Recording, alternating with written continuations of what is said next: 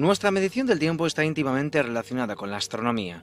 Un día es lo que tarda la Tierra en dar una vuelta sobre sí misma. La semana es el tiempo que transcurre entre las fases lunares y el mes el periodo completo del proceso lunar. Además, el año es lo que necesita nuestro planeta para dar una vuelta alrededor del Sol.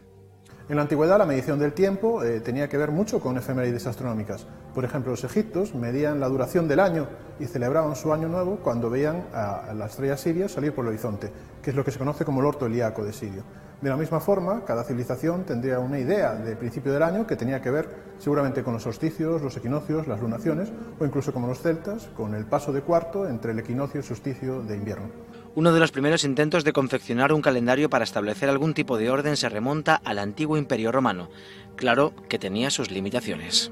En la antigua Roma el calendario era muy impreciso, tenía gran cantidad de errores y tenía cosas como que tenía solo 10 meses y había 60 días que no tenían mes asignado en invierno.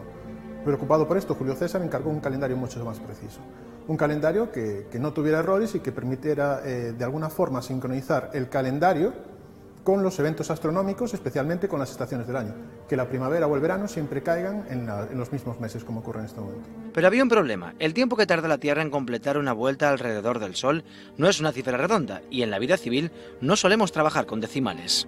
La Tierra tarda en dar una vuelta alrededor del Sol 365 días, 5 horas, 48 minutos y 45,25 segundos.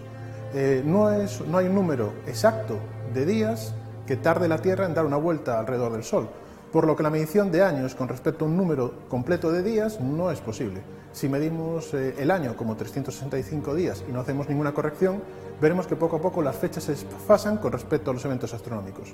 Esto lo que hace es que, por ejemplo, el invierno se puede ir adelantando y cada vez nos podemos encontrar que el invierno se celebra en mayo y luego en junio. En el Concilio de Nicea, celebrado en el año 325, se estableció que el inicio de la primavera fuese el 21 de marzo. Esta medida originó la primera reforma del calendario, la juliana, impulsada por Julio César. A partir de entonces, cada 4 años habría uno con 366 días, lo que llamaron año bisiesto.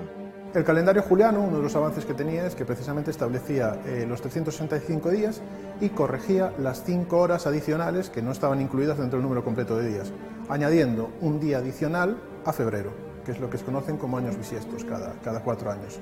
Lo que ocurrió es que este sistema funcionó muy bien los primeros años, pero no se tenía en cuenta el desfase también que ocurrían con los 48 minutos y 45 segundos que no estaban contemplados dentro del calendario juliano. Por tanto, la primavera comenzó a adelantarse, aunque muy poco a poco, a razón de un día cada 128 años. De esta forma, en el año 1582, la estación primaveral comenzó un 11 de marzo.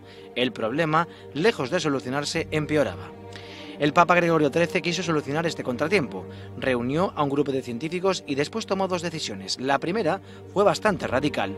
Ordenó que ese mismo año, después del 4 de octubre, no fuese el 5, sino el 15. La segunda fue realizar otra reforma del calendario. En ella se estableció que dejasen de ser bisiestos, los últimos años de siglo que no fuesen divisibles por 400.